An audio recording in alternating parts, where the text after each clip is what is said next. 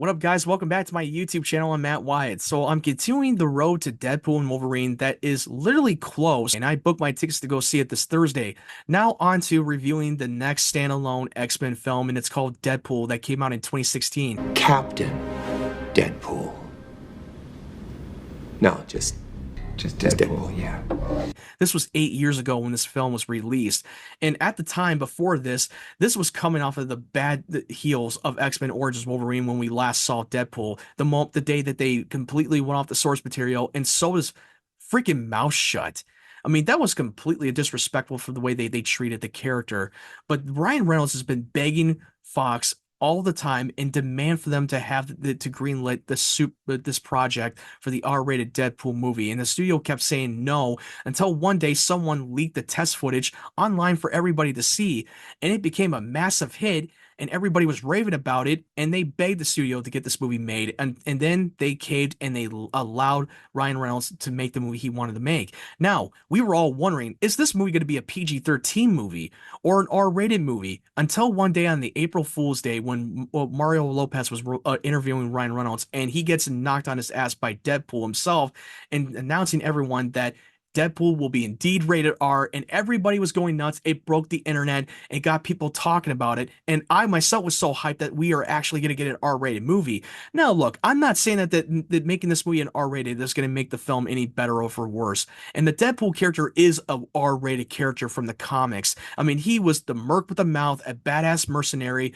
who is a killer and doesn't mind the bloodshed, and he's literally the ripoff from Slade Wilson, Deathstroke in the DC universe. Instead of his name being Slade, his name is Wade Wilson, and he has the more of the personality of the quippy personality of Peter Parker's Spider-Man, except that he has no problem with the bloodshed, and he has the merc with a mouth, and it breaks the fourth wall by talking to the audience, and he's all about them being all meta and all tongue-in-cheek and poking fun of the pop culture references. That's always been who Deadpool was, and Ryan Reynolds really understood it because he's a big fan, and he finally gets a chance to make the movie he really wants. And ever since the Red Band trailers and the marketing, they were hyping it up and the hype became real and everybody was excited, and this was going to get a Valentine's Day release. The trailers, when we saw the Red Band, we didn't know how hard R they were going to go until we saw the Red Band trailer, and yeah, they literally look like they're taking it seriously by letting him do what he wants to do, by making the film that he wanted to make, and this was his passion project. So this movie is taking place in a modern day time, and this is not a continuation of X-Men Origins Wolverine. They completely retcon it. It was getting that bad taste out of our mouths, and it makes you forget about it. Even though there's a lot of Easter eggs where he pokes fun of it, but that's something you gotta have to watch in context of the film. But this is really about Wade Wilson, who was an ex special forces who turned a mercenary, was diagnosed with cancer. Then he comes across with an evil scientist named Ajax that will help him cure his cancer in the mutant factory. But not only that he gives the cure to cancer, he gives him a special mutant ability that gave him the healing factor like Wolverine. And now his whole world turned upside down when the side effects started to kick in and made him physically disfigured, basically made him more look like a burnt victim. And now he's out for revenge to hunt down Ajax, who is the main villain of the film. And they had no problem with poking fun of that, especially in the scene where TJ Miller just did not hold anything back. And that's supposed to be Wade Wilson's best friend. I am sorry, you are haunting. Your face is the stuff of nightmares. Like a testicle with teeth. You will die alone. I thought TJ Miller, who was playing the worst best friend in the movie, was absolutely hilarious. He plays the great comic relief, and he has no problem of holding back, of talking trash to Wade Wilson and how ugly he really looks. But yeah, this was not really just a superhero action flick. This was more of a love story. We meet up with Vanessa, who was a prostitute. They both have the same in common. They both had the same interests. They're both crazy in the head. They both come from a messed up, rough childhood, and they match so well together. They did a lot of great montages of different holidays every time they about to have sex, and I love the montage of the holiday. That was so great. The music soundtrack was brilliant, and I love the opening of the movie where they showed you the casting call of the Honest Names, which they literally borrowed it from the Honest trailers for in the movie Deadpool, and I thought that was a stroke of genius to how they did the opening. It was absolutely hilarious. It pokes fun at the obvious, and they were so self-aware and very meta. And Deadpool does what he does best. It delivered everything we wanted to see in a Deadpool movie. They stayed faithful to the source material, and it was well directed by Tim Miller himself. But I thought he was the right guy for the job to direct this movie. This was not just a directed film. This was definitely Ryan Reynolds' movie. He's definitely the producer of the film, so he does get to say what direction that they should go, at least as far as we know. And I thought that this movie lived up to that. They did not held anything back with the dirty jokes and dropping F-bombs, and he had no shame of it whatsoever because he mentioned many times that he is not a superhero. He's just a bad guy who F's up so many worse guys in the world. That's his thing. He has no intention of being a superhero. He's the most selfish person ever. I love how they were able to explore the origin story and how they cut back to the present day time simultaneously.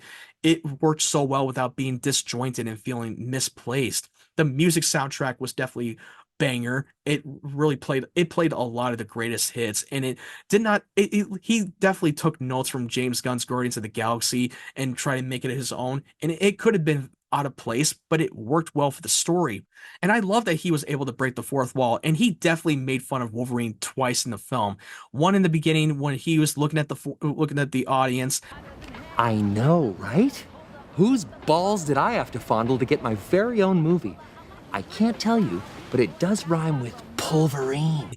I died laughing. And then at the end of the movie, when Vanessa takes his mask off and tries to reveal his face, and you see the cutout magazine on his face with Hugh Jackman with the sexiest man alive, we all died laughing in the theater. I had a great time watching this in the theater, and the main villain Ajax was really good. And I thought the actor portrayed it was absolutely great. He played a sociopath, the man who has the ability to have great reflexes, and he has no physical pain whatsoever. He was a cold-blooded sociopath, and he has no problem with toying with Wade Wilson's emotions and all that. He knows how to get under his skin.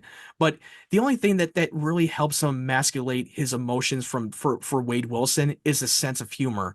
He doesn't try to take anything too seriously. Even when there's heavy moments in the film, he manages to emasculate his emotions with his jokes and his sense of humor, and he masters it beautifully well. The love story between him and Vanessa was incredible. I mean, normally I'm not always a fan of with love stories in a superhero movie because sometimes they don't always work and it slows down the movie. But there's exceptions. You had Tony and Pepper, you have Gwen Stacy and Peter in the Amazing Spider-Man 1 and 2, and you have Superman and Lois in a lot of these iterations like the Donner or the Smallville, and most of the time it worked. And this is the best love story between the two of them, and it worked beautifully well that it could be made for everybody. Like I said, they did not hold anything back with the R-rated violence. It was bloody and gory and did not hold anything back with the brutality. Then we get these two additional X-Men characters. We got Colossus, and I love Colossus. And look, I didn't really know much about Colossus from the comics because I don't read the X-Men comic books, so I'm going to make that very clear. I only know from what I saw in the Fox's X-Men movies, and then I saw the character from the animated series. And comparing the two of them, this one, they really stayed faithful to the source material of Colossus. He has a personality, he is a Russian, he's a Boy Scout, he does everything by the book, and he's been trying so hard to recruit Wade Wilson in the X-Men team, but Wade Wilson always refuses. And the chemistry they have between the two of them was great, and his X-Men training, Negasonic teenage Warhead, who has a badass mutant ability, she's the angsty, moody teen, and I thought the actress was so good. They were all amazing in the movie. I enjoyed the screen time they had together, and it was hilarious. And I love the scene where he just says, I wasn't talking to you, I was talking to them. I love how he was able to keep consistent with the fourth wall breaking without making it feel out of place, and it served the story. I love that he's helping us be a part of that in that movie. It was absolutely great. This really is all about with Wade being afraid of facing Vanessa again after a couple of years of absence, and she's afraid that she will reject him because of the way he looks, because he looks seriously burnt, and she thought she would never go with him. To him, he thinks that looks are for everything, and he definitely poked fun of himself in that scene. Looks on everything. Looks are everything. You ever heard David Beckham speak? It's like he mouth sexed a can of helium. Think Ryan Reynolds got this far on his superior acting method? I mean, he's so meta in that he would even make fun of himself in his acting career. And Even a couple scenes where he made fun of the Green Lantern because he was in a Green Lantern movie that completely became a major disaster. Even a scene in the mutant factory when he was about to get his mutant abilities, he's like, "Please don't make the super suit green or animated." I love the subtlety of the humor and how much they don't try to try too hard to be on the nose. It was natural and organic the way that they handled it in the context of the film. I mean, and they didn't even poke fun of himself for the character from X-Men Origins Wolverine when they sewed his mouth shut. I love how they were able to touch on that as well. So when he finally reunites with Vanessa after his defeat with Ajax, he's now finally coming to his confrontation to revealing what he really looks like because throughout the whole movie he's too afraid to see Vanessa again after being physically disfigured, deformed, and he's afraid that she would reject him, as I mentioned before. But now when he finally reveals himself after he got his mask off, she was willing to accept him for who he is and not what he looked like from the outside. She never judged him. She accepted him. And I love that. That was such a powerful scene. She had no shame whatsoever. She did not care what he looked like because the whole message of the film that looks are not everything. It's not what you look on the outside, it's what you look like. It's what you are on the inside. That's what makes it so great about yourself. That's really just a basic message that we've heard many times before, but in the context of the film, it served the story and it worked. So now he can finally be with Vanessa again after all these years of being away from her, worrying that he might be rejected. That was such a great, powerful scene. It did not miss a beat. Overall, this is one of the best superhero movies of all time that really became a timeless classic, and that it will continue to stand the test of time. Ryan Reynolds was definitely born to play the character. He's the actor that we can never see anybody else playing Deadpool. It was absolutely amazing from beginning to end. They never they really delivered the comedy, they delivered the heart, they delivered the action and the tone. I could talk about this movie all day. And that post-credit scene when he was teasing about Deadpool 2 and the new character that's going to be coming in is Cable and who's going to be casting it. And he does it in the Ferris Bueller's bathrobe, doing the whole reenactment for the post-credit scene of Ferris Bueller. That was a stroke of genius. He was like, "You're still here? It's over. Go home." God, he just cannot, he can do no wrong when it comes to poking fun of these pop culture references and being all meta. Now, what did you think of Deadpool? Did you love it or did you not like it? I can't imagine anyone else not liking this movie because this movie is peak cinema to me. Let me know your thoughts of the film in the comment section below and let me know your take and let me know what your experience were when you saw Deadpool in the theaters. And if you like this video, make sure you leave it a like and subscribe to my channel for more videos. I appreciate you guys watching my videos. If you want to follow my social media links, that link tree will be down in the description down below. And make sure you hit that subscribe button and help me reach 500 subscribers. I hope you guys have a great day, great evening, wherever you're from, and stay tuned for more of my content.